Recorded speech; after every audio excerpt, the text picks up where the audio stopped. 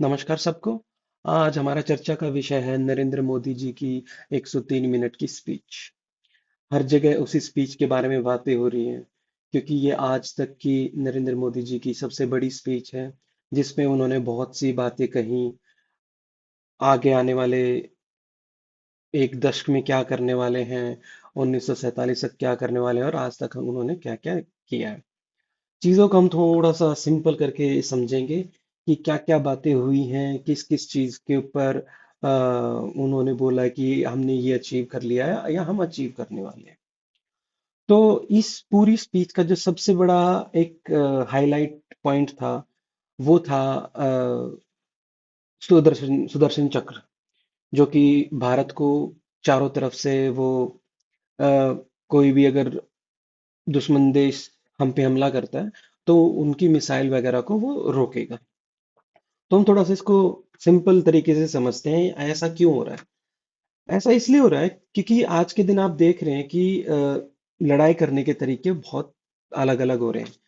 जहाँ पे एक किसी मिलिट्री को जाने की जरूरत है नहीं, आप वहां पे पहले ही जाके तबाही मचा सकते हो। किस तरीके से मिसाइल्स हैं, जैसे हमारे पास ब्रह्मोस मिसाइल हो गई या ड्रोन्स हो गए, और ये लॉन्ग रेंज ड्रोन्स हैं। तो ये वहां तक जाके तो इनको रोकने के लिए ये सिस्टम तैयार किया जा रहा है।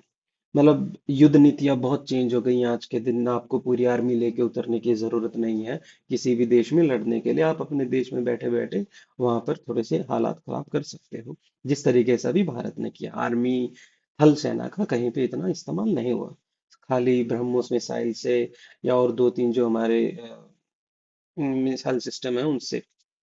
पर यहाँ पे एक चीज और आई कि भाई जो उस लड़ाई में जब जो बातें चल रही थी कि उन्होंने भी जो मिसाइलें करी तो उनको हमने कैसे रोका। हमारे पास दो या तीन तकनीकी टेक्नोलॉजीज हैं जिससे हमने उसको रोका। पहला है S400। ये हमने रशिया से ले रखा है और ये कहीं ना कहीं बहुत अच्छा साबित हुआ, क्योंकि अगर हम बात करें उस लड़ाई के बाद भारत में कोई इतनी ज्यादा कैजुअलिटीज नहीं हुई हैं। तो जितने भी मिसाइल या ड्रोन उन्होंने छोड़े तो उनको कर लिया गया कैप्चर। अब दूसरा था हमारा आकाश सिस्टम। आकाश सिस्टम ने भी सही यही सेम चीजें करी, बट उसकी थोड़ी सी रीच कम है। अब आते हैं कि भाई क्यों भारत भी अब इस चीज के ऊपर ज्यादा ध्यान दे रहा है। उसका रीजन यही है कि भी अब नीतियां चेंज हो गई हैं। पर अब आप देखो, अमेरिका जब ट्रम्प आते हैं, ट्रम्प आते ही एक चीज बोलते हैं कि मैं गोल्डन डोम बनाना चाहता हूँ। अब डोम का मतलब ये नहीं है कि आप एक लेयर कर देंगे, या सुदर्शन चक्र का भी मतलब ये नहीं कि आप एक लेयर कर देंगे किसी भी देश के ऊपर। वो कभी भी किसी भी हालत में पॉसिबल नहीं है। अ, वो भी यही चीज लेके आ रहे हैं। इसराइल के पास पहले से ही खुद का सिस्टम है। यूरोप जो है, यूरोप कंटिनेंट, पूरा यूरोप कंटिनेंट आज के दिन इसी चीज पे फोकस कर रहा है कि हमें डिफेंस के इक्विपमेंट्स पे ज्यादा ध्यान देना चाहिए। पर इसको थोड़ा सा अगर हम आसान तरीके से समझे, सुदर्शन चक्र सिस्टम है क्या। ये बेसिकली कोई भी सिस्टम होता है जो डिफेंस का, वो होती ही मिसाइल है। पर वो इंटरसेप्टर मिसाइल्स होती है, कोई दूसरी मिसाइल आती है उसको रोकने के लिए। अब ऐसा क्यों किया, क्योंकि अभी पाकिस्तान ने 3-4 दिन पहले वो धमकियां पे धमकियां दे रहा है, हम ये कर देंगे वो कर देंगे। एक उन्होंने एक अपना ये भी बोला कि हम एक अलग से फ्लीट तैयार कर रहे हैं सिर्फ मिसाइल्स के लिए। तो उस चीज को भी नजर में रखते हुए प्लस कुछ धमकियां भी दी गई हैं कि भाई हम आपके डैम्स वगैरह उड़ा देंगे, या जो आगे आने वाले हैं उन्होंने थ्रेट्स दिए हैं। हालांकि उन थ्रेट्स की वजह से नहीं, ये था कि भारत के इसमें कि भाई ये होना चाहिए। तो उसी वजह से अब क्या होगा कि जो ज्यादा इंटरसेप्टर मिसाइल्स हैं जो रोकती हैं दूसरे मिसाइल्स या ड्रोन्स को आने में, उन वो ज्यादा तादाद में हर जगह रखे जाएंगे। चाहे डैम्स हो गए, चाहे कोई हमारी इम्पोर्टेंट बिल्डिंग, जैसे हमारे दिल्ली में सारे के सारे कार्यालय हैं, यहाँ पे हर जगह उनको लगाया जाएगा। पर इसमें एक चीज जो है वो मुझे थोड़ा सा चिंता में डाल रही है कि मोदी जी ने कहा है कि ये 2035 तक हमने सोचा है। एक तो मोदी जी जो लंबा समय देते हैं कि भाई हमने तब तक सोचा है, तब तक ये हो जाएगा। ठीक है, काम में देरी नहीं लगती, सॉरी, काम में देरी लगती है, मैं समझता हूँ। पर 2035 तक का मुझे नहीं लगता तब तक कोई दुश्मन देश इंतजार में बैठेगा कि भाई हम उसके बाद उससे पहले भी हमले होंगे, ऐसा नहीं है, जो वो किसी तरफ से भी हो। तो ये जो लंबा टाइम है, एक मुझे इस चीज में ये ठीक नहीं लगा। इसको टाइमलाइन को बहुत कम करना चाहिए, क्योंकि मेन बात है प्रोडक्शन मिसाइल्स की, वो स्पीड बढ़ानी होगी या परचेज करनी होगी हमें रशिया से या और किसी देश से, वो डिफेंस सिस्टम हमें लेना पड़ेगा। तो 10 साल का टाइम बहुत लंबा है मेरे ख्याल से, क्योंकि अमेरिका ने भी कहा कि वो 2028 तक अपना ये गोल्डन डोम है ये पूरा कर लेगा, 2027 तक का यूरोप कर लेगा, और इसराइल के पास है, रशिया के पास भी पहले से ही है, चाइना के पास भी है। पर हम इतना लंबा क्यों सोच रहे हैं? इस चीज के बारे में थोड़ा सा सरकार को सोचना चाहिए कि भाई हमें ये चीज थोड़ा जल्दी करनी चाहिए, मतलब प्रायोरिटी पे हमें रखनी चाहिए। और एक इसके बाद जो दूसरी बड़ी हाईलाइट रही, वो मैं ये समझता हूँ ये चीज बहुत पहले हो जानी चाहिए थी, जो इसका जिक्र अब जाके हुआ है। वो है कि हम अपना खुद का इंजन बनाना चाहते हैं, जेट इंजन।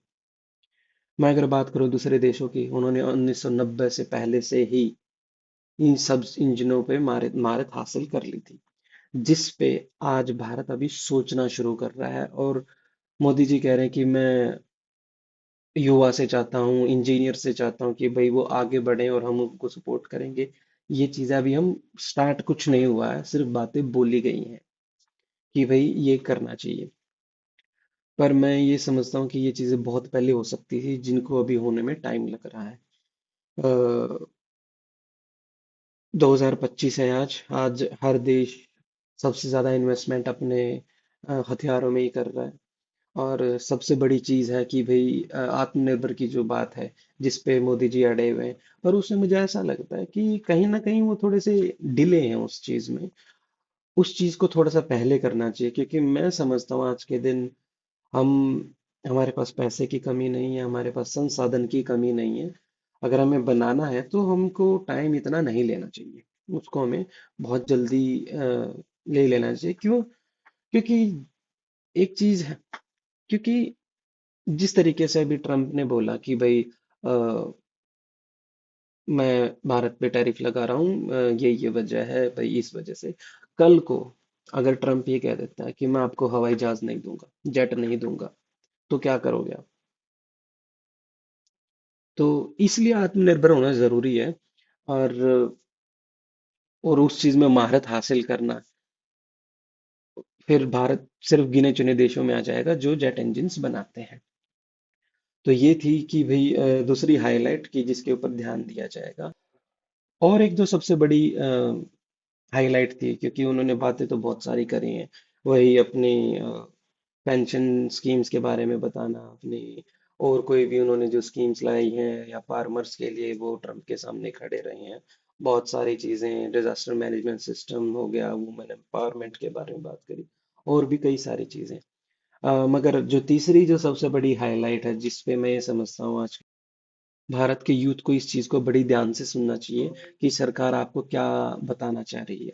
भारत सरकार जो बहुत सारे फंड्स हैं जो एंटरप्रेन्योर्स के लिए दे रही है, जिसमें कि भाई 3 साल तक उनके ऊपर टैक्स नहीं लगाना, तो भारत सरकार ने अभी अपने हाथ खुले रखे हुए हैं नए लोगों के लिए, वो जो आके मैन्युफैक्चरिंग करें या अपने आइडियाज लेके आए, इनोवेटिव आइडियाज लेके आए, जिसमें उनको बहुत सारे कंसेशन कंसेशन मिल रहे हैं। तो इस चीज पे मेरे ख्याल से भारत के यूथ को ध्यान देना चाहिए, एक अपॉर्चुनिटी है। अगर आपके पास कोई आइडिया है, आप आइडिया का पूरा एक प्लान लेके जाइए, सरकार जरूर इन्वेस्ट कर रही है। और सरकार के अलावा कुछ प्राइवेट इन्वेस्टर्स भी हैं जो इन्वेस्ट करते हैं। तो अभी बहुत पोटेंशियल दिख रहा है कि आज का यूथ कर सकता है, तो सरकार इस चीज में ज्यादा हेल्प कर रही है यूथ को। तो इस चीज पे यूथ को पूरा का पूरा ध्यान देना चाहिए। तो इसी के साथ आज का पॉडकास्ट फिनिश करते हैं। जो मेन 3 चीजें थी वो मैंने आपके साथ डिस्कस करी, और कोई नई डेवलपमेंट आती है मैं डिस्कस करता हूँ। Thank you.